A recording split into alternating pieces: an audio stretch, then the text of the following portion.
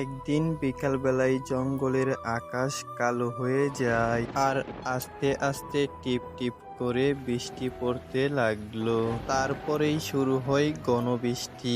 অনেক জোরে বৃষ্টি হচ্ছিল বনের আকাশে।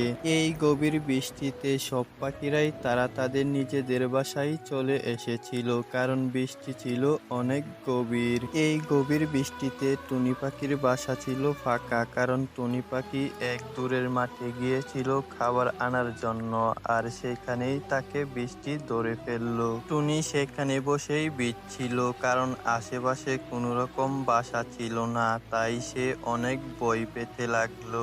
এরপর টুনি পাখি সেইখান থেকে উড়ে যায় ঝোপের আশায়, আর সে একটি ঝোপ পেয়ে সেইখানেই লুকিয়ে পড়লো। কিন্তু সেই রাস্তা দিয়েই হঠাৎ চলে আসলো একটি শিয়াল। শিয়ালটি টুনি পাখিকে দেখে বলল, বাহ, এই গভীর বৃষ্টির মাঝে এক টুনি পাখি পেয়ে গেছি, এখন আমি ওকে মজা করে খাবো।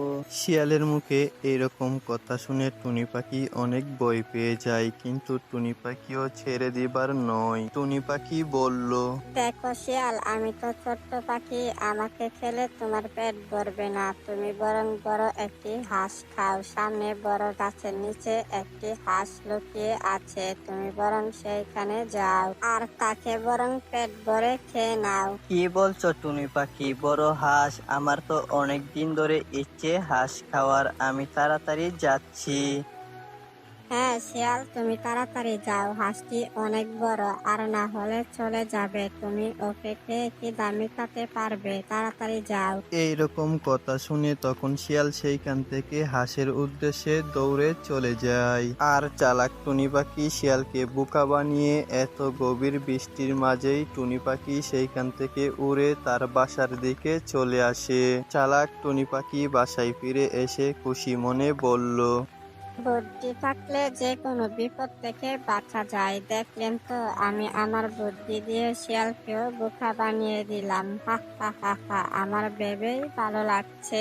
আমি খুব চালাক, এটা আমি নিজেও মানি। তাই তো শিয়ালের মতো চালাক প্রাণীকেও আমি বুদ্ধিতে হারিয়ে দিলাম। জয় বুদ্ধির জয়। তো ভিউয়ার্স, এই ছিল আজকের গল্প।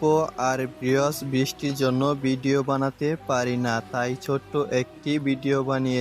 আপনাদের কাছে ভালো লাগলে সবাই কমেন্ট করে জানাবেন। তো আজকের মতো এখানেই বিদায় নিচ্ছি। সবাই ভালো থাকবেন, নিজের খেয়াল রাখবেন। আল্লাহ হাফেজ।